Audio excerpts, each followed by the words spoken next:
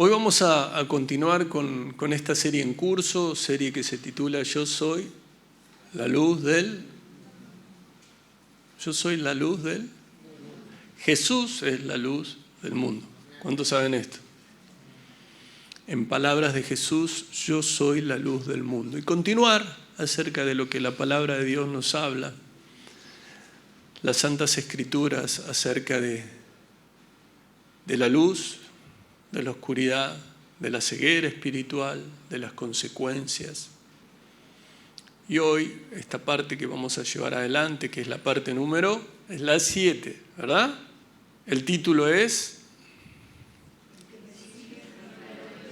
¿Cómo saben? ¿Cómo saben?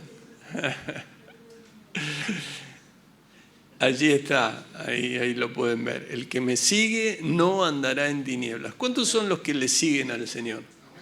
Bueno, yo te voy a dar una buena noticia, no estás en tinieblas. No caminás en tinieblas. Ahora te voy a traer una mala noticia si vos sos de aquellos que no le siguen al Señor. Estás en tinieblas. En densas tinieblas. En oscuridad. En muerte. Acompáñenme, por favor, en este primer domingo del mes de noviembre. ¿Sí? ¿Es así? ¿Estamos en fecha? Muy bien. ¿Cómo, pastor? ¿Ya cambiamos de mes? Sí, hace unos días. Bueno. Acompáñenme, por favor, al Evangelio de Juan, al capítulo 8. Vamos a comenzar con un versículo que evidentemente para el que lo vive, el que vive este versículo significa que su vida ha cambiado. Aquel que al leer dice, yo soy de aquellos que le siguen, tu vida cambió. Estamos en el Evangelio de Juan, en el capítulo 8, vamos a leer el versículo 12.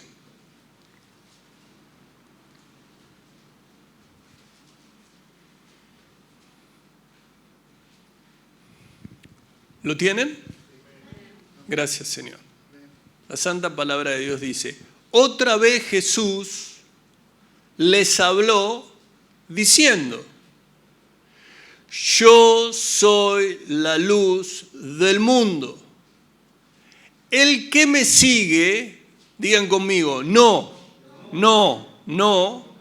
andará en tinieblas, sino que tendrá la luz de la vida. Para un cuadro, pero para un cuadro en nuestro corazón, ¿no? Más allá que en la pared. Porque muchas veces tenemos cuadros con versículos, ponemos allí hay imágenes de ovejitas y Jehová es mi pastor, pero la verdad es que quedan allí en el living o quedan allí en el lugar de la casa. Y lo más importante es que más allá que lo podamos tener y que sea una bendición tener a lo largo de nuestras casas allí la palabra de Dios de diferentes maneras y en diferentes formas, qué importante es que la creamos, ¿no? que esté viva allí en nuestros corazones. ¿Cuántos dicen amén? Así que qué hermoso es que vos tengas esta convicción que al leer este versículo decís, este versículo, te amo, Señor. Así es. Lo mirás, lees el versículo una y otra vez y decís, Señor, te amo. No puede ser tan bueno. No puede haber tanta bondad. No puede haber un ofrecimiento tal. No puede haber una declaración tal con tal autoridad. Porque cuando vayas a darte cuenta de lo que significa yo soy la luz del mundo y cuándo lo dijo y cómo lo dijo, vas a decir, no puede ser. Sí, puede ser, es Dios. Y ese Dios te sorprende. Y si Dios no te está sorprendiendo, no es porque Él no quiera sorprenderte, porque todo lo que hace Dios es asombroso. El tema es que muchas veces nuestro corazón está tan endurecido a causa del pecado que no nos deja ver las maravillas de Dios. No nos deja ver cómo Dios va obrando. Dios no es que hace una maravilla un día y a 100 años hace otra. Dios día a día, la maravilla de que estemos vivos, la maravilla de que estemos en pie, la maravilla de que le creamos. ¿Sabe por qué le creemos? Porque Él es maravilloso. Porque su Santo Espíritu vive en nosotros. ¿Alguien tiene dimensión real de lo que significa que el Espíritu Santo mora en la vida de un creyente? Mora en la vida de un creyente. Mora, está allí para guiarnos. Y una vez más, ¿no? Al leer, cuando el Señor dice, yo soy la luz del mundo, una vez más se nos presenta la luz y la oscuridad. La luz y la oscuridad. La luz y la oscuridad. Esa luz y esa oscuridad que es tan importante a la hora de comprender no solo el Evangelio de Juan, no solo las epístolas de Juan, sino tan importante a la hora de ver lo que a lo largo de la santa palabra de Dios nos dice. Hemos visto domingos anteriores, pero de hecho existe y sabemos que hay una oposición, que hay algo que es irreconciliable. Luz y tinieblas. Allí está.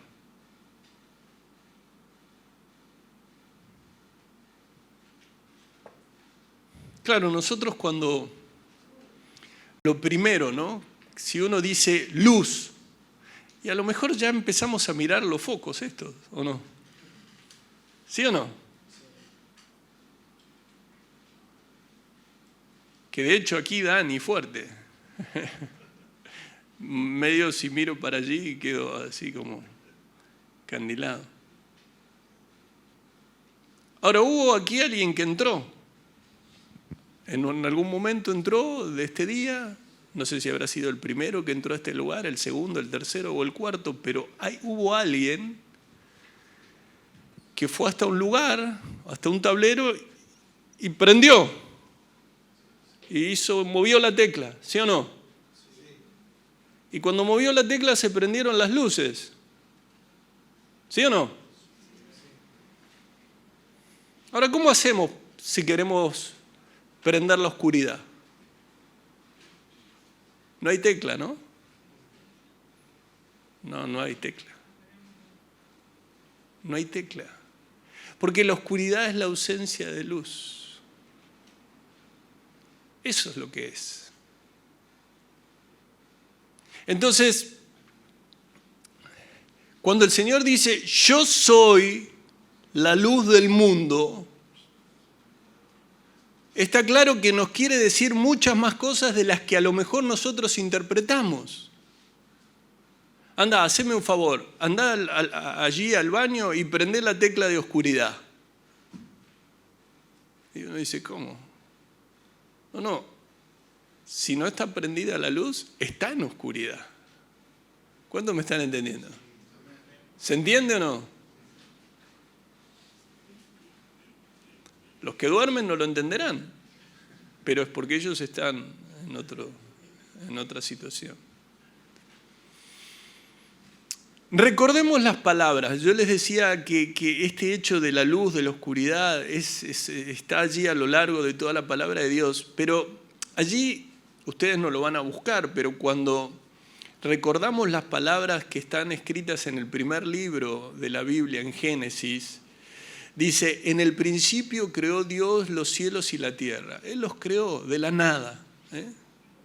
Pero después dice, y la tierra estaba desordenada, vacía, y las tinieblas estaban sobre la faz del abismo, y el Espíritu de Dios se movía sobre la faz de las aguas. Mirá dónde estaba el Espíritu de Dios. ¿Y cuántos saben que un cristiano, ¿qué es lo que vive? Para ser cristiano, mora el Espíritu de Dios, mora el Espíritu de Cristo. Y si no, no es cristiano. Bueno, allí lo encontramos. Allí encontramos el Espíritu de Dios. Pero en el versículo 3 de Génesis, y dijo Dios, sea la luz. No hizo un gran esfuerzo, No es que le dijo, uy, ¿qué voy a hacer? No. Tampoco fue a un lugar y movió una tecla. No, él dijo, sea la luz. Y lo que sigue es algo que uno tendría que quedarse así, diciendo, el Señor dijo, sea la luz. ¿Y qué dice? Y fue la luz. Ese es el Dios Todopoderoso. La palabra luz es usada para describir a Dios, la palabra de Dios, y obviamente, como hemos visto a lo largo de esta serie, la oscuridad se refiere a todo lo que es la oposición de Dios, ¿no? La oposición a Dios. De hecho, en la parte número 6, la luz en las tinieblas resplandece, hablamos de esto. Pudimos ver cómo en el Evangelio de Juan, en el capítulo 1, se presenta a Jesús como la luz que ha venido al mundo. Lo vamos a sencillamente leer. Acompáñenme una vez más al capítulo 1 del Evangelio de Juan. Vamos a leer desde el versículo 4. Aquí Jesús, como la luz que ha venido al mundo y que brilla en medio de la oscuridad, que no tiene ningún poder para vencer a la luz. La oscuridad no tiene ningún poder para vencer a la luz. En el versículo 4 del Evangelio de Juan, en el capítulo 1, dice, en él estaba la vida y la vida era la luz de los hombres. La luz en las tinieblas resplandece y las tinieblas no prevalecieron contra ella. Cuando aquí el apóstol Juan está hablando acerca de la llegada de Jesús a este mundo, cuando habla de la luz que brilla, la oscuridad que retrocede, la oscuridad, cuando la luz brilla, la oscuridad debe retirarse. Y esto es lo que ha pasado en nuestras vidas.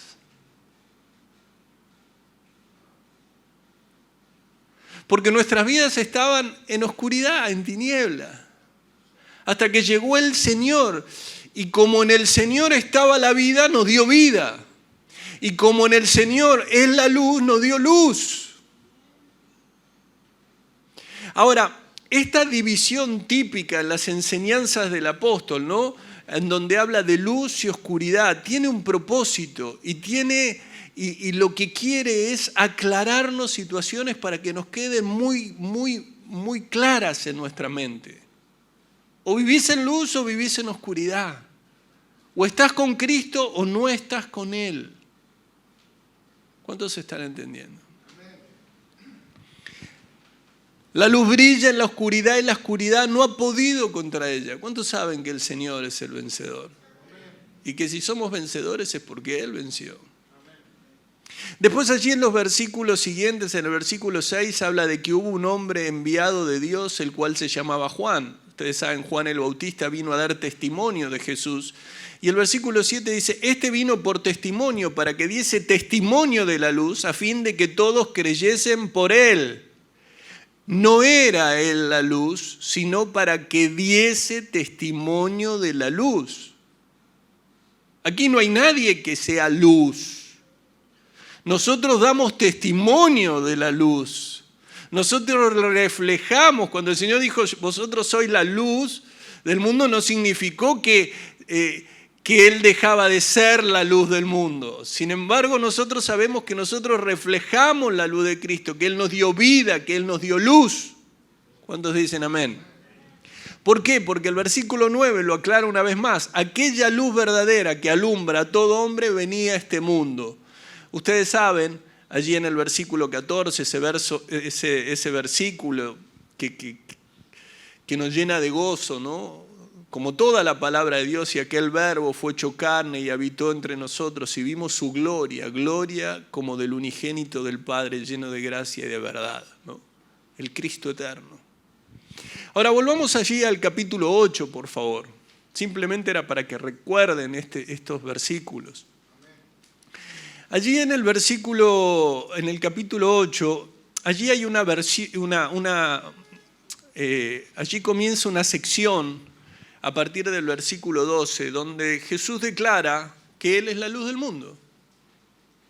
Ahora, cuando el Señor declara algo, siempre produce una reacción, generalmente una reacción de oposición, una reacción enérgica, en la mayor parte por parte de los fariseos, quienes rechazan. El Señor decía algo y los fariseos rechazaban la afirmación. Ahora aquí la rechazan considerando que su testimonio es inválido. Y ahí comienza, hay un diálogo en donde gira alrededor de lo verdadero o no de su testimonio. Simplemente continuamos leyendo. Entonces, versículo 12 lo leemos nuevamente. Otra vez Jesús les habló diciendo: yo soy la luz del mundo, el que me sigue no andará en tinieblas, sino que tendrá la luz de la vida. Versículo 13 de Juan capítulo 8. Entonces los fariseos le dijeron: tú das testimonio acerca de ti mismo, tu testimonio no es verdadero. ¿No? Los fariseos argumentaban, los fariseos vivían argumentando, poca vida y mucho argumento. Así todavía hay muchos aquí, digo en este tiempo, en donde tienen argumentos, pero de la vida de Cristo se ve poco. Del carácter de Cristo se ve nada, pero argumentan. Hay algunos que hacen largas tesis que son escritas en tinieblas. Exponen sus pensamientos oscuros, pensamientos propios de aquel que no tiene a Cristo. ¿Cuántos están entendiendo? Las librerías están llenas de filósofos, de pensamientos que son meramente conclusiones humanas, no más que eso. Que claro, al que vive en oscuridad le dice: wow, qué tremendo lo que escribió. El que tiene la luz de la vida, el que ha leído la Biblia, dice: no hay nada como la palabra de Dios. ¿Cuántos dicen amén? No hay nada como el Señor. ¿Dónde voy a encontrar lo que encuentro en la palabra de Dios? En ningún lado. ¿Por qué? Porque la palabra de Dios es viva. Muy bien. Entonces los fariseos allí empiezan a argumentar que no tenía validez lo que decía Jesús, que no contaba con otros testigos. Quizás ni quisieron tener en cuenta lo que había dicho Juan el Bautista, que Juan el Bautista había dado testimonio, pero ellos dijeron: ¿para qué a Juan lo dejamos de lado? Y Jesús responde que el testigo que lo confirmaba era Dios mismo. Miren lo que dice Juan 8:14. Respondió Jesús y les dijo: aunque yo doy testimonio acerca de mí, mi testimonio es verdadero, porque sé de dónde he venido y a dónde voy, pero vosotros no sabéis de dónde vengo ni a dónde voy. Acá es lindo cuando uno lo lee, y no nos vamos a detener versículo por versículo, pero miren, el Señor sabe de dónde ha venido y a dónde va. Si había algo que los fariseos no tenían idea, era con quién estaban hablando, quién era su creador y a dónde iban. Vosotros, dice el versículo 15, juzgáis según la carne, yo no juzgo a nadie. Y si yo juzgo, mi juicio es verdadero, porque no soy yo solo, sino yo y el que me envió, el Padre. ¡Wow! Y en el versículo 17 del capítulo 8 de Juan dice: y en vuestra ley, le dice, como diciendo, en vuestra ley, en vuestra interpretación, en lo que ustedes quieren, en donde ustedes creen que está la vida eterna y no se dan cuenta que esa ley habla de mí. Y en vuestra ley está escrito que el testimonio de dos hombres es verdadero. Claro, ellos estaban citando algunos versículos de Deuteronomio. En Deuteronomio, cuando habla de las leyes del testimonio, en el capítulo 19, el versículo 15 dice: no se tomará en cuenta un solo testigo contra ninguno en cualquier delito ni en cualquier pecado en relación con cualquier ofensa cometido. Solo por el testimonio de 2 o 3 testigos se mantendrá la acusación. En Deuteronomio capítulo 17, versículo 6 dice: por dicho de 2 o 3 testigos morirá el que hubiere de morir, no morirá por el dicho de un solo testigo. Y ellos empleaban, y ellos eran Ellos habían utilizado la palabra de Dios para, en vez de buscar la verdad y que le hablara acerca del Mesías, para argumentar en sus ideas. Ideas entenebrecidas, por cierto. Y el versículo 18 dice, yo soy, imagínense cuando escucharon otra vez yo soy, ¿no? Yo soy era claramente, yo soy eterno, ¿no? Yo soy el Dios eterno. Yo soy el que doy testimonio de mí mismo y el Padre que me envió da testimonio de mí. Ellos le respondieron, ¿dónde está tu Padre? Fíjense, era verdad. No saben de dónde vengo. El Señor les había dicho, ustedes no saben de dónde he venido y a dónde voy. Y ellos le dicen, ¿dónde está tu Padre? Respondió Jesús, ni a mí me conocéis, ni a mi Padre. Si a mí me conocieseis, también a mi Padre conocería. Le preguntan, ¿dónde está tu Padre? Fíjense, estaban frente al Verbo, estaban frente al Mesías, estaban frente a Dios, Dios Hijo. Y le preguntan, ¿y tu Padre? No conocían a Dios Hijo, no conocían a Dios Padre. Si supieran quién soy yo, sabrían también quién es mi Padre. ¿Cuántos saben? Que el que ha visto a Jesús ha visto al Padre. Ahora ellos con sus propias palabras demuestran que no conocen a Dios. Entonces aquí también podemos, si buscamos allí a donde estaba la samaritana, ¿se acuerdan que la samaritana le pregunta, ¿y ustedes saben más que nosotros dónde se debe adorar y todo? Bueno, parece ser que aquí había muchos que no estaban adorando al Dios verdadero, sencillamente entre el pueblo judío, porque no conocen a Dios, no conocían a Dios.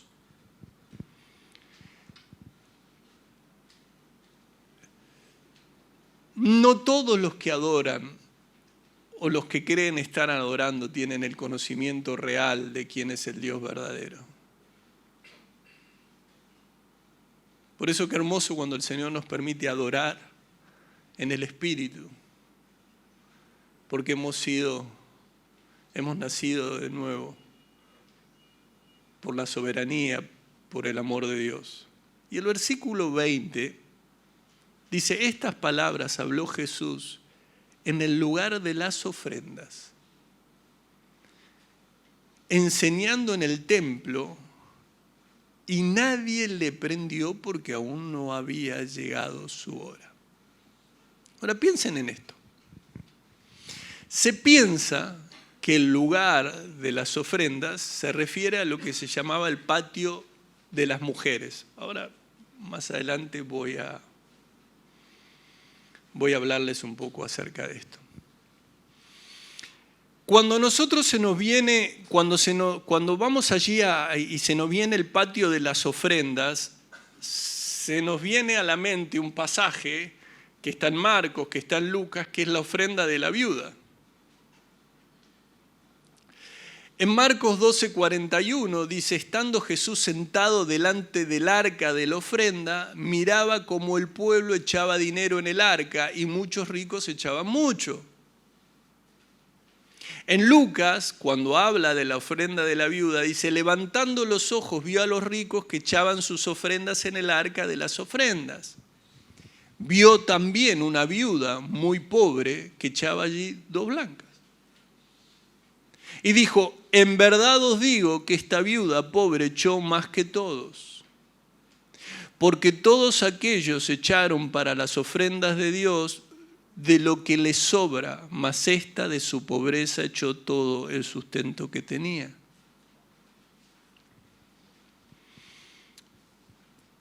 ¿Cuántos saben que hay ricos en espíritu? Que es todo lo contrario a pobres en espíritu. Esos ricos en espíritu no son justamente los que son bienaventurados, sino bienaventurados los que son pobres en espíritu. Ahora el Señor está contemplando a esos ricos echar sus ofrendas allí en el arca del tesoro, del templo, y ve un contraste. Un contraste entre personas adineradas, personas ricas y una pobre viuda. Ambos daban algo. con la diferencia que ella lo daba todo. Y en la estima de Dios, ella dio más que todos ellos. Algo así como, si de alguna manera queremos encontrar o entenderlo, el que estuvo allí, el rico, no arriesgó su dinero por la causa de Dios, pero la viuda sí.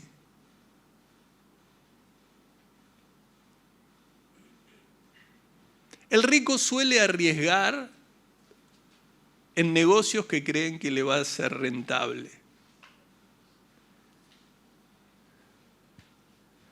Por eso hay muchos que al enseñársele mal lo que significa ofrendar a Dios, o al interpretarlo mal por sus perversos corazones, creen que pueden con la ofrenda hacer negocios. Y dicen, yo voy a tomar el riesgo, porque si yo pongo me van a dar por 100 y por... ¡epa!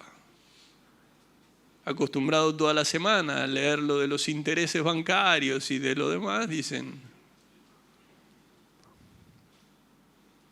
Lo cierto es que daban de lo que les sobraba, ella en cambio dio de su pobreza, a ellos les costaba poco, ella dio todo el sustento que tenía. Y en este mismo lugar donde se dice, donde la palabra habla que el Señor vio esta actitud, en este mismo lugar es donde el Señor dice, yo soy la luz del mundo, pero les voy a dar algo que cuando yo lo leí ciertamente, al reflexionar en esto, es muy importante a la hora de entenderlo, entender sobre todo a la hora de dar nuestras ofrendas. No tiene tanto que ver con lo que uno pone, sino con lo que uno se queda. ¿Se entiende? Eso era lo que el Señor estaba diciendo. Esta mujer puso poco, pero se quedó con nada. Los otros pusieron mucho, pero tenían muchísimo y muchísimo y muchísimo y muchísimo más. ¿Cuántos están entendiendo? En tu vida, ¿con qué te quedaste para manejar vos? ¿Y qué le estás entregando al Señor? ¿Qué le dijiste? Señor, yo manejo mi matrimonio, yo manejo mi familia, yo manejo mi negocio, yo manejo esto, yo manejo el otro, yo manejo, y a vos te doy. Y el Señor dice, no quiero que hagas como la viuda, pero sacá el tema del dinero. Yo quiero que entiendas que yo soy el que manejo todo. Vos no te quedes con nada. ¿Cuántos están entendiendo? Cuando vos te quedás con muchas cosas para hacerlas en tu fuerza, lo único que vas a encontrar es problemas. Cuando todo se lo entregás al Señor. Entonces, les repito, no tiene que ver con tanto con lo que uno pone, sino con todo lo que uno se queda. Y eso es a lo largo de todo, porque el que le dio todo al Señor, primeramente sabe que todo lo que uno pueda darle es de Él, le pertenece de todos modos. Hay algunos que dicen, no, Señor, esto en mi vida no te lo voy a dar. Y el Señor dice, es todo mío. No sé qué tanto problema te haces. ¿Querés arruinarlo un rato más vos? Arruínalo.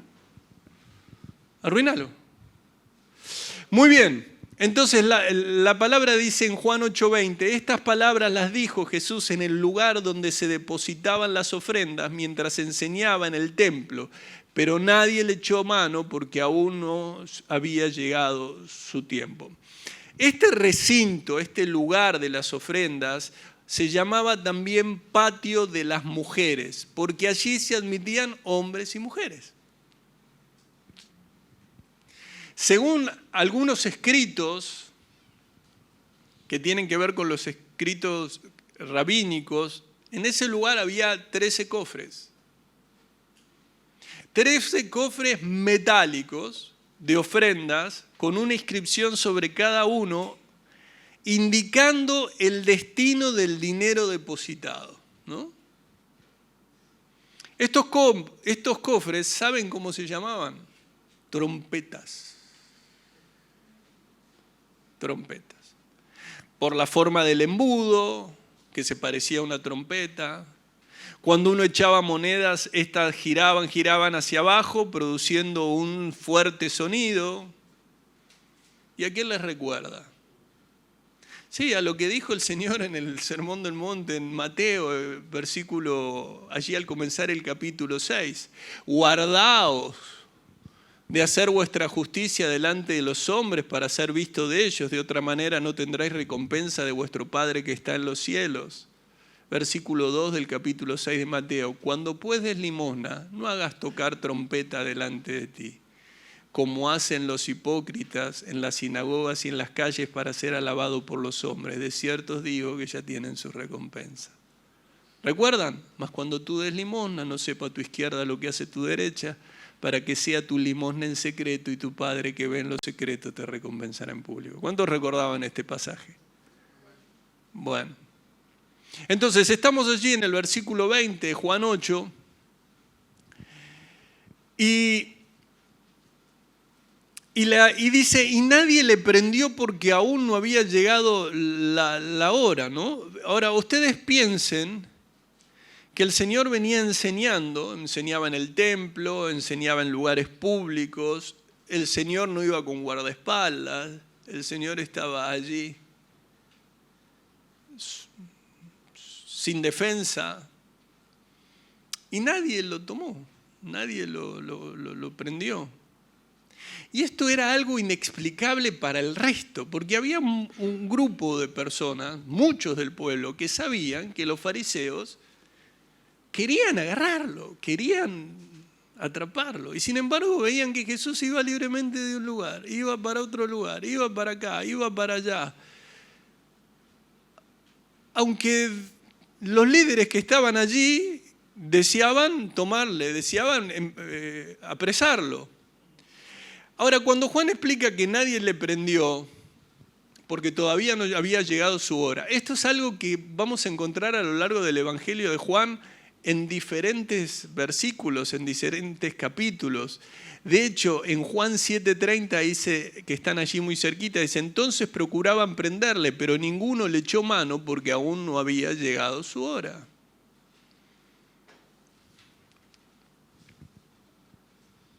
De alguna manera, y hablando de lo extraordinario de Dios y de lo que nosotros no podemos ver, pero que también ocurre, y como ocurrió con Cristo, ocurre con nosotros. ¿Por qué? Porque Dios es como que de alguna manera había puesto alguna situación, hagámoslo de acuerdo, en este mundo de tanta ficción, para que se entienda, había puesto barreras invisibles. ¿Sí? Entre los enemigos y su Hijo amado Jesús. Era como que por más que quisieran no iban a poder. ¿Por qué? Porque el Señor, entre tanto que faltaba tiempo para que el Señor cumpliera el ministerio terrenal que tenía, Jesús era un hombre intocable. ¿Sabes lo que significa intocable? Se podían burlar de él, pero no le podían apresar, no le podían echar mano. Así que yo también te animo, si sos un seguidor de Cristo, si realmente entendés que Dios tiene un propósito para vos, que sepas que también ocurre con nosotros. Mientras que nosotros estemos cumpliendo el plan que el Señor nos dio, vamos a ser intocables. El Señor va a estar con nosotros de manera en que porque siempre se cumple su voluntad. Y cuando hablo de intocable, no te estoy diciendo de que, como hay algunos que dicen, Señor, haceme intocable, que nadie me maltrate, que no tenga que soportar a nadie, que no tenga esto, que no tenga el otro, que cuando llegue tenga... No estamos hablando de eso. Estamos hablando que el enemigo no va a poder querer hacer todo lo que quiere hacerte. Porque si fuera por lo que quiere el enemigo quiere a los siervos de Dios destruirlos. Sin embargo, hay alguien que es más poderoso. Hay alguien que derrotó a las tinieblas. Y ese es Jesús, quien nos guarda.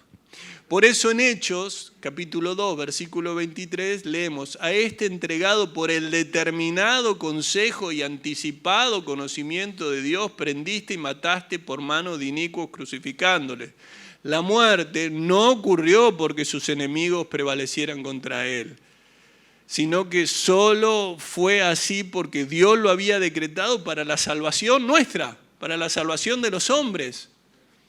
No estaban haciendo otra cosa que darle cumplimiento a porque de tal manera amó Dios al mundo que ha dado su Hijo unigénito para que todo aquel que en Él crea no se pierda, mas tenga vida eterna. No es otra cosa que lo que leemos en Juan capítulo 10, versículo 18. Nadie me la quita, así que yo de mí mismo la pongo. Tengo poder para ponerla y tengo poder para volverla a tomar. Este mandamiento recibí de mi Padre. ¿Cuántos dicen gracias, Señor? Bueno, ¿sabes qué? Tu Señor es la luz del mundo. Es la luz del mundo. Pero ¿cómo hay un montón en el mundo que... Ahora vamos a ver, pero Él es la luz del mundo. Pero con lo que veo en el mundo, pero Él es la luz del mundo. Mirá, allí en Juan, volvemos al capítulo 8, al versículo 12, me avisan si lo tienen.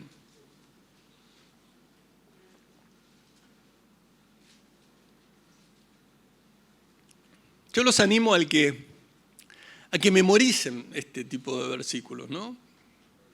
¿Y cuál tipo de versículos no hay que memorizar? Ninguno. Si podés memorizarlos todos, pero como sé que no vamos a poder memorizarlos todos,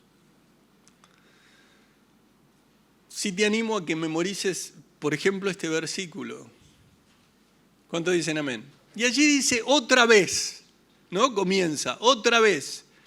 Porque indica que Jesús habló de nuevo al pueblo en la misma fiesta de los tabernáculos. En el capítulo 7, versículo 2, en el capítulo anterior dice que estaba cerca la fiesta de los judíos, la de los tabernáculos, y en el versículo 10 dice, pero después que sus hermanos habían subido, entonces él también subió a la fiesta, no abiertamente, sino en secreto. Ahora, hay algo interesante, muy interesante, en la fiesta de los tabernáculos. En la fiesta de los tabernáculos, entre otras cosas, y no nos vamos a poner en todos los detalles de la fiesta del tabernáculo, pero sí en lo que tiene que ver con la maravilla de lo que implica que el Señor dice, yo soy la luz del mundo. En la fiesta de los tabernáculos había algo a lo que se le daba mucha importancia, a la luz. En el primer día se prendían candelabros grandes en el patio de las mujeres, recién lo vimos allí donde estaban las ofrendas. ¿Por qué? Se prendían esos grandes candelabros en memoria. ¿Cuántos hacen memoria de lo que Dios ha hecho en su vida? Por cada uno de ustedes. Siempre es bueno, ¿eh? Hay gente que es olvidadiza de todo lo que Dios hizo. Es la misma gente que al volverse olvidadiza se vuelve ingrata con Dios. Lo mismo que pasa con un familiar, o con un amigo, o con quien sea, o con un hermano aquí en la fe. Si vos te volvés olvidadizo de lo que... y te vas a volver ingrato. Viste que muchas veces dicen, los hijos se han vuelto tan ingratos con todo lo que esos padres hicieron por ellos, ¿no? ¿Escuchaste alguna vez eso? No, pastor, no lo escuché, lo vivo. No, alguno dirá, ¿lo vivo, pastor? Tanto. Alguna madre dice, y alguna madre que hoy está en una situación, ¿sabe cuántos hijos crié, pastor? Y te ponen un número de esos que vos decís, ¿en serio? Bueno, sí. No importa, y si es uno, es lo mismo. Pastor, años enseñándole, sirviéndole. Y ahora estoy con dolor de cabeza y ni un té. No me preparan ni un té. Bueno, perdonalos. Pero ¿cuántos saben que tendemos a ser ingratos? El pueblo de Israel tenía una característica, se olvidaba de lo que Dios hacía y obviamente se alejaba y se volvía ingrato. Y el Señor una vez más les recordaba lo que habían hecho y ellos ahí entraban un poco en razón, pero su gratitud tenía un plazo de vencimiento, era muy cortita. Entonces, ¿por qué se prendían estos grandes candelabros? En memoria de la columna de fuego que guió al pueblo durante los 40 años de peregrinaje en el desierto. No era poca cosa. Ellos eran esclavos, se fueron de la esclavitud En Éxodo 13:21, ustedes no lo busquen, dice, y Jehová iba delante de ellos de día en una columna de nube para guiarlos por el camino y de noche en una columna de fuego para alumbrarles, a fin de que anduviesen de día y noche. Nunca se apartó de delante del pueblo la columna de nube de día, ni de noche la columna de fuego. Éxodo 13, capítulo 13, versículos 21 y 22. Este era el medio por el cual Dios conducía al pueblo. Era una sola columna, nube de día y fuego de noche. Obviamente esa columna, y no vamos a entrar, estaba asociada con el ángel de Dios, con el ángel de la presencia de Dios. Y era la columna, no sé si ustedes recuerdan, era la columna, en la columna de nube, desde donde el Señor también hablaba con Moisés. En Éxodo 33:9 dice, cuando Moisés entraba en el tabernáculo, la columna de nube descendía y se ponía a la puerta del tabernáculo y Jehová hablaba con Moisés. Y viendo todo el pueblo la columna de nube que estaba a la puerta del tabernáculo, se levantaba cada uno a la puerta de su tienda y adoraba. Y hablaba Jehová a Moisés cara a cara, como habla cualquiera a su compañero. Y él volvía al campamento, pero el joven Josué, hijo de Nun, su servidor, nunca se apartaba de en medio del tabernáculo. Qué tremendo, ¿no? Porque vemos a un siervo de Dios como Moisés, allí hace referencia también a Josué, hablan que todos miraban y se daban cuenta de que la columna de nube estaba en el tabernáculo y que allí estaba Moisés. Y uno dice, bueno, respetarían a Moisés. No, no respetaban ni a Dios ni a Moisés. Pero ¿cómo? Si cuando veían que la columna de nube estaba sobre el tabernáculo y que Moisés estaba allí hablando, dice que ellos se ponían y adoraban. Sí, pero se olvidaban, porque después a Moisés lo quisieron apedrear. Por eso el Señor dice a Moisés, yo notifico mis caminos, al pueblo las obras. Las obras, que vean las obras. ¿Sí? Qué hermosa es la palabra, ¿no? Porque cuando Moisés ya no estuvo, quien le siguió fue Josué. Josué, aquel servidor de Moisés que nunca se apartaba del medio del tabernáculo. Por eso yo también les digo, ¿no? Hay quienes buscan de Dios, hay quienes quieren más de Dios, quieren conocerle a Dios. Tengan la plena certeza de que Dios se va a manifestar en su vida de una manera especial, porque Dios lo sabe. ¿Cuántos dicen amén? Amén. Muy bien. También en 1 Corintios, el apóstol Pablo, en el capítulo 10, cuando habla acerca de las amonestaciones contra la idolatría, el apóstol Pablo también retrocede los pensamientos en el momento en que pasaron del Mar Rojo y escaparon, y dice, porque no quiero, esto está en 1 Corintios 10:1, porque no quiero, hermanos, que ignoréis que nuestros padres todos estuvieron bajo la nube y todos pasaron el mar. Siempre les trajo a la memoria, siempre a la palabra, de una o de otra manera se les lleva a que recordemos y que también esto nos sirva para no caer en semejantes situaciones como la idolatría. ¿Cuántos dicen amén? Por lo que a nosotros respecta, nosotros podemos ver y decimos qué privilegiados eran, ¿no? La columna de nube, la columna de fuego. Ellos gozaron de esa conducción divina, de esa libertad que les trajo Dios. ¿Y nosotros? Miren ya cómo lo digo, ¿y nosotros? Es que yo quiero la columna de nube, la columna de fuego. Y el Señor te dice, más libertad estás en Cristo. El canon completo. El Espíritu Santo morando en vos. El sacrificio perfecto de Cristo ya fue hecho una vez y para siempre. Estamos en un mejor pacto, en un nuevo pacto. Ahora, fíjense cómo hay quienes querían que Dios los guiara y hay quienes no quieren que Dios los guíe. Hay quienes dicen, mejor yo me guardo. No dinero, me guardo mis planes, me guardo lo mío. Esto es mío. No quiero que Dios obre. Bueno, seguimos. Fiesta de los tabernáculos. Si había algo importante era la luz. En el primer día se prendían grandes candelabros. allí en el patio de las mujeres. En memoria les decía de la columna de fuego. Después estos fueron esparcidos por las cabañas para iluminar a todos los que se congregaban en esa ocasión, todos estaban bajo la luz. Esa luz que producían durante toda la noche, allí el pueblo danzaba, había cánticos, había alabanza, mientras sostenía antorchas en sus manos. Los levitas, los músicos también participaban. Ahora, se piensa que estas luces no seguían encendidas durante todo el curso de la fiesta, de modo que terminaban ya sin luz. Empezaban con una luz y se iba.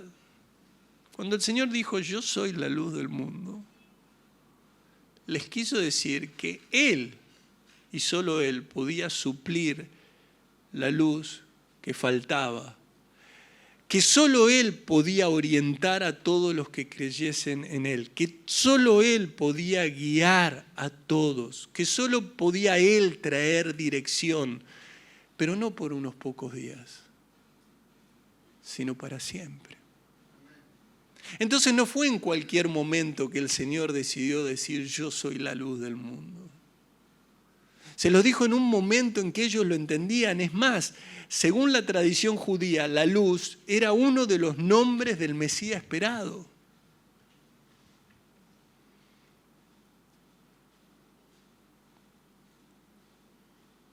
En medio de la tradición, el Señor les traía la verdad. Todo lo que había sido una figura se volvía real en Cristo. Ahora, también a lo largo del Evangelio de Juan encontramos 3 referencias a este peregrinaje. Ustedes no lo busquen, pero en el capítulo 6 del Evangelio de Juan se habla de pan del cielo. Juan capítulo 6, versículo 32, y Jesús les dijo, de cierto os digo, no os dio Moisés el pan del cielo, mas mi Padre os da el verdadero pan del cielo. Porque el pan de Dios es aquel que descendió del cielo y da vida al mundo. Le dijeron, Señor, danos siempre este pan. Jesús les dijo, yo soy el pan de vida. El que a mí viene nunca tendrá hambre y el que en mí cree no tendrá sed jamás. ¿Se dan cuenta, no? ¿Se dan cuenta como el Señor les iba diciendo, ustedes vieron la maravilla en esos 40 años, pero hay mucho más? Dios es mucho más poderoso, más perfecto. Yo soy la luz del mundo, yo soy el pan del cielo. Y en el capítulo 7 del Evangelio de Juan, también cuántas dificultades con el agua, y el Señor dice en el último, Juan 7:37, en el último y gran día de la fiesta Jesús se puso en pie y alzó la voz diciendo, si alguno tiene sed, venga a mí y beba. El que cree en mí, como dice la Escritura, de su interior correrán ríos de agua viva. ¿Por qué? Porque en el último día de la fiesta de los tabernáculos, los judíos sacaban agua y la derramaban allí, derramaban el agua. Y Jesús se valió de este rito de lavamiento con agua para ilustrarles la verdad acerca de sí mismo, acerca del Mesías, del cumplimiento de cada aspecto de la fiesta. Y luego, obviamente, siguió cuando estaba la ceremonia de las antorchas y estaban allí con ese rito tradicional de la fiesta, y en el capítulo 8 que acabamos de ver, Juan declara que Dios es luz, ¿no? A ver, Juan declara en Primera de Juan, capítulo 1, versículo 5, dice, este es el mensaje que hemos oído de él y os anunciamos, Dios es luz y no hay ningunas tinieblas en él. Esto es lo que dice la palabra en Primera de Juan capítulo 1, versículo 15. Pero en Juan capítulo 8, el Señor dijo, yo soy la luz del mundo. Y como el Señor dijo, yo soy la luz del mundo, es por eso que nosotros, los discípulos, dijo el Señor en Mateo capítulo 5, versículo 14, vosotros sois la luz del mundo, una ciudad sentada sobre un monte no se puede esconder. ¿Cuántos están entendiendo? Ahora, A vos viene alguien y te dice, ¿qué significa que Jesús dijo, yo soy la luz del mundo? Y le decís, voy a empezar a hablarle del patio, del recinto, de las ofrendas, de las antorchas. Me olvidé. ¿En qué estábamos? Yo soy la luz del mundo. ¿Qué implica? Cuando el Señor dice, yo soy la luz del mundo, primero nos lleva a reflexionar que las personas del mundo no están siendo iluminadas. O sea, vos no tenés luz por estar en el mundo. Al contrario.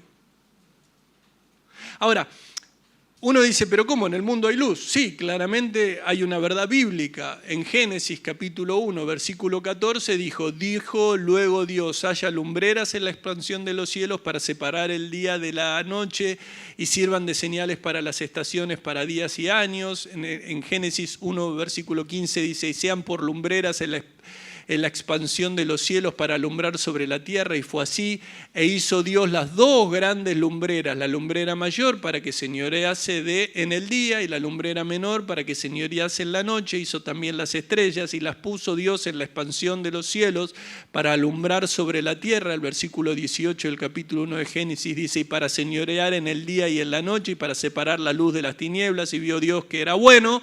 Y el versículo 19 del capítulo 1 de Génesis dice, y fue la tarde y la mañana del cuarto día. Esto ocurrió en el cuarto día, pero este tipo de luz, esta luz, no es para vida eterna. ¿Cuántos se dieron cuenta? Tengo vida, me pongo al sol, tengo vida eterna.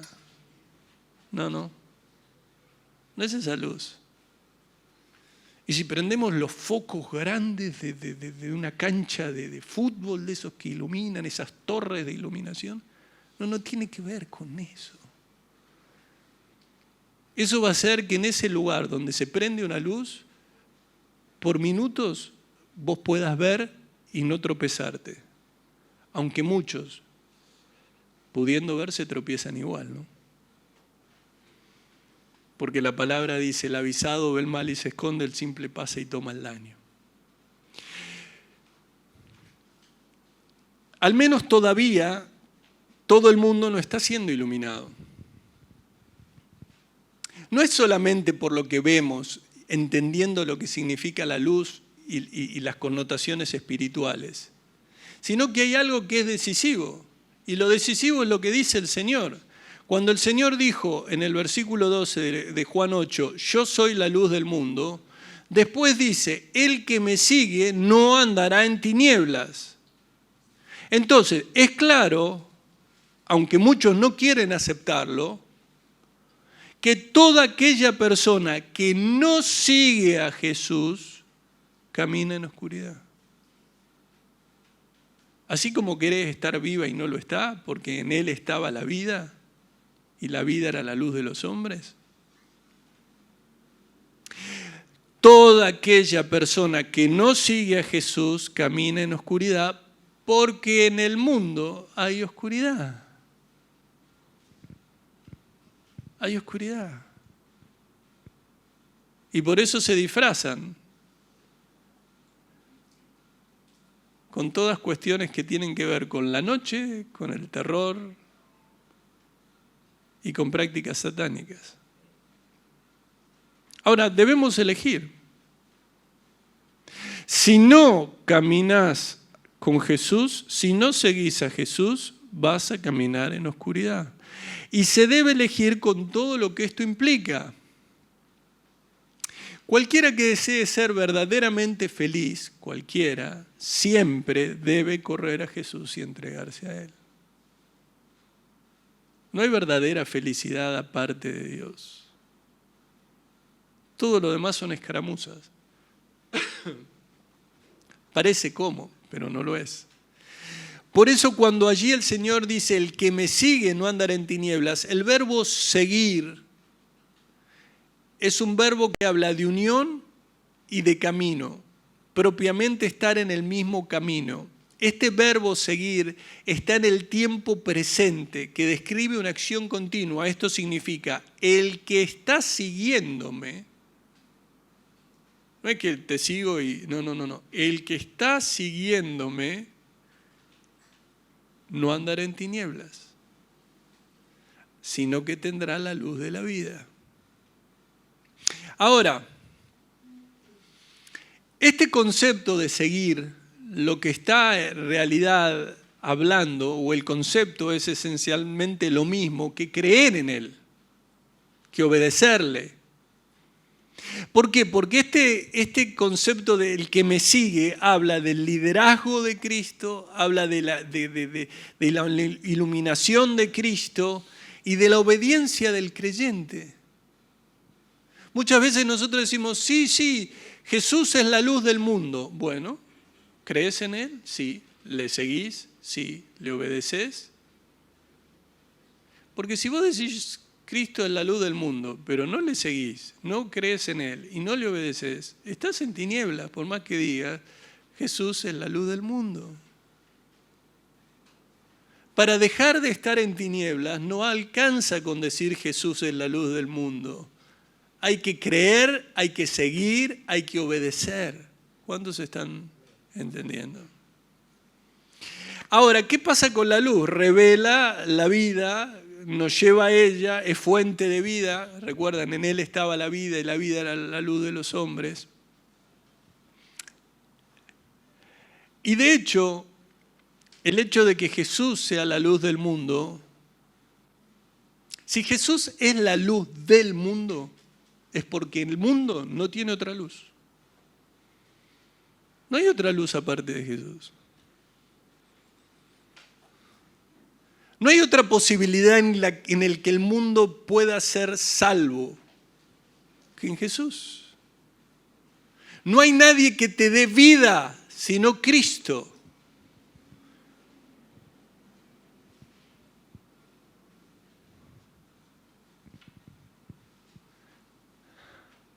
Si en algún momento va a haber luz en el mundo, será Jesús o la oscuridad. Entonces yo te animo a que lo tengas presente y que también tengas este entendimiento a la hora de ver a aquellos que no conocen a Jesús, aquellos que no conocen a Jesús, que no le siguen, que no creen en Él, están en oscuridad. No hay otra alternativa. No hay otro. O luz, oscuridad. O Jesús, oscuridad. Entonces, Jesús es la luz del mundo en el sentido de que no hay en el mundo otra luz. Solo hay oscuridad. Aquellos que quieran vivir en el mundo sin Jesús, sepan que viven en oscuridad. Y si en algún momento buscan una luz, sepan que no hay ninguna otra luz que no sea Jesús. No, pero me dijeron que hay un camino para hallar la luz. Hoy está lleno de mensajes en donde te mando mucha luz, te mando mucha luz, te mando mucha luz. No, hay una sola luz y es Cristo. ¿Cuántos dicen amén? ¿Se entiende? ¿O no? ¿Vieron que muchas veces se escribe, te mando luz? No. Ahora hay muchos que querrán imitar la luz. Siempre hay imitaciones. Pero todo el mundo necesita a Jesús como la luz. No hay ninguna otra luz. Que se te grabe. El Señor dijo, yo soy la luz del mundo. Esto implica, no hay otra luz. Además, es la luz lógica del mundo. Y uno dirá, ¿por qué? Porque el mundo fue creado por la luz. El mundo fue creado por Cristo. Por ende, como el Señor creó el mundo, luz del mundo significa que Dios hizo el mundo para esta luz. Dios hizo el mundo para Cristo. ¿Cuántos se están entendiendo?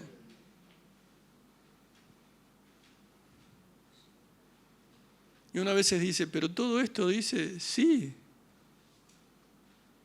Es la luz. ¿De quién? Del dueño. ¿De quién? Del mundo.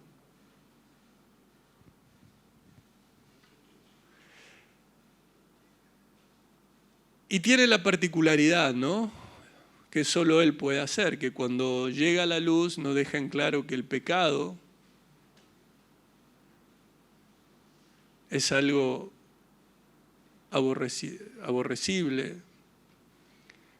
que no es del agrado de Dios. Esa luz nos permite ver todo lo bueno, nos permite ver todo lo malo y todo lo bueno. Y alguno dice, esa persona, vieron que uno dice, qué clara que tiene esa persona, qué conceptos claros tiene esa persona. Yo te digo, nadie tiene conceptos claros a no ser que tenga Cristo. Porque sin luz no podés ver con claridad. Sin la luz de Jesús no ves nada como deberías verlo. ¿Se entiende? Por eso necesitamos la renovación del entendimiento. Por eso hay muchos que dicen, yo pensé que estaba haciendo bien. No, anda a la Biblia y fíjate si estás haciendo bien. Deja que el Espíritu Santo te guíe, pero yo pensé que era un buen padre, un buen marido, un buen. Se cayó una botellita. Estaba vacía, no hay peligro. Era un bueno, te equivocaste. Sin la luz del Señor, sin Jesús, nada de lo que vos crees que es como es. Y hay algunos que dicen que llegan a Cristo, que tienen la Biblia, que la leen, pero la leen para tratar de que el versículo diga lo que ellos quieren que diga. Y siguen diciendo, no, ahora más, antes eran orgullosos, ahora se volvieron más orgullosos. ¿Por qué? Porque dicen, ¿ves? La Biblia dice que yo tenía razón. Cuando vos estás de esta manera, significa que nada te pareces a aquel que dijo, aprended de mí que soy manso y humilde de corazón. O sea que hay cristianos que creen que crecer en el orgullo y en la autosuficiencia y en el qué clara la tengo significa estar con Dios. No, eso significa ser un fariseo que no reconoce a Dios. Si hay algo que caracteriza a un cristiano que entiende que Jesús es la luz del mundo, que en Él estaba la vida y que la vida era la luz de los hombres, si hay algo que lo caracteriza es la humildad. Qué clara que la tengo.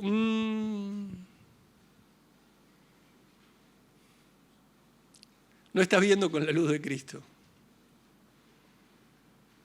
Estás en oscuridad. No amo al hermano.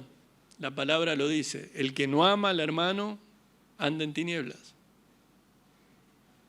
Entonces algunos dicen, pero parece como que Cristo es extraño. No, la luz de Cristo no puede ser extraña al mundo porque es la luz del Creador. El mundo fue creado para que Cristo lo ilumine. Y un día este mundo estará lleno de luz de Jesús y nada más. ¿Recuerdan? No habrá más siempre oscuridad para el que está ahora en angustia, tal como la aflicción que le vino en el tiempo que livianamente tocaron la primera vez a la tierra de Zabulón y a la tierra de Neftalí, pues al fin llenará la gloria el camino del mar de aquel lado del Jordán, en Galilea de los gentiles. El pueblo que andaba en tinieblas vio gran luz, los que moraban en tierra de sombra de muerte, en la esclavitud, luz resplandeció sobre ellos. ¿Se acuerdan cuando habla del nacimiento, el reinado del Mesías en Isaías capítulo 9, versículo 1 y versículo 2? ¿Lo recuerdan? Cuando llega la luz, no solo aclara el pecado, sino que tarde o temprano quitará toda oscuridad y desterrará del mundo toda oscuridad. ¿Cuántos dicen amén?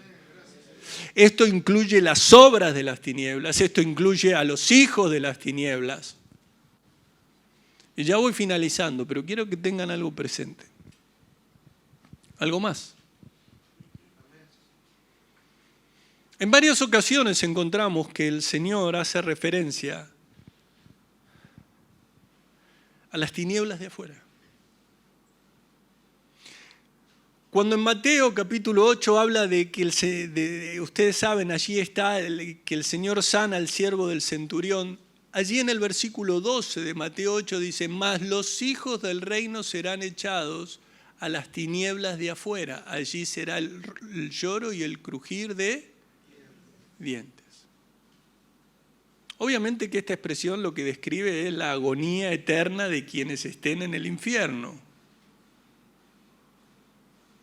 En Mateo 22, versículo 13 dice: entonces el rey dijo a los que le servían: atadle de pies y manos y echadle en las tinieblas de afuera. Echadles en las tinieblas de afuera. Allí será el lloro y el crujir de dientes. Las tinieblas de afuera. Tinieblas describe la oscuridad más lejana de la luz, es decir, las tinieblas de afuera, donde no está Cristo. Donde no está Cristo, no hay luz. Cuando habla de llorar, de crujir de dientes, esto se refiere al lamento, a lo inconsolable, al tormento incesante. Y el Señor utilizó comúnmente esta frase para describir el infierno. En la parábola, allí en los talentos: y al siervo inútil echadle en las tinieblas de afuera. Allí será el lloro y el crujir de dientes. Habrá un momento en donde no habrá oscuridad en el mundo, pero de acuerdo a lo que dice aquí, el infierno estará completamente oscuro. ¿Cómo? Pero si me dicen que en el infierno la pasan bárbaro, no. Los que te dicen que la pasan bárbaro en el infierno no tienen conocimiento de las Santas Escrituras y además, o trabajan para el enemigo porque te plantean que el infierno es un lugar agradable. Y si hay algo que no es, el infierno es un lugar agradable. Va a estar totalmente oscuro.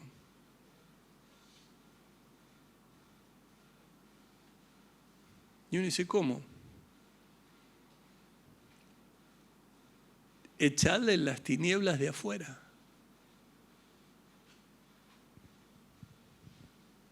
¿Qué es lo que va a pasar en el infierno? Mirá, yo la verdad es que primero no es la idea hablar y detenerme en el infierno. Sí que entiendas que va a haber oscuridad, que va a haber horrores de los cuales nosotros no nos podemos imaginar.